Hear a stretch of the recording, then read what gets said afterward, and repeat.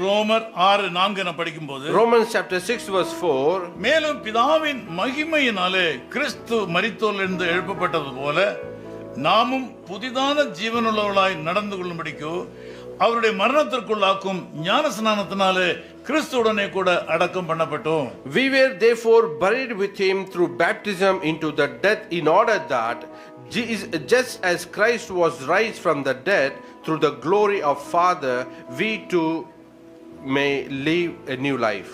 இங்கே நான் பார்க்கிறோம், பிதாவின் மகிமையினாலே கிறிஸ்து மரித்தோரிலிருந்து எழுந்தார். We see here through the glory of Father, Jesus was resurrected. இங்கே மகிமை என்கிற ஒரு வார்த்தை மிக முக்கியத்துவம் வாய்ந்ததாக இருக்கிறது. Here the word glory is very important. பிதாவின் மகிமை, Father's glory, பரலோகத்தின் மேன்மை, it is the glory of heaven. ஆண்டவராகிய இயேசு கிறிஸ்து பரலோகத்திலிருந்து பெற்றுக்கொண்ட அந்த மகிமை, The Lord Jesus which received the glory from heaven. இந்த வசனத்திலே சில வார்த்தைகள் அதிகமாக முக்கியத்துவம் வாய்ந்ததாக இருக்கின்றன. Here there are very important words are there. பிதாவின் மகிமை என்கிறது, First one, the glory of Father, புதிதான ஜீவியம் என்பது, and also new life, நடக்கை என்பது, and also way, ஞானஸ்நானம் என்பது, and also baptism, அடக்கம் என்பது, and also burial. இது 5 முக்கிய காரியங்கள் இருக்கின்றன. There are 5 important words are there.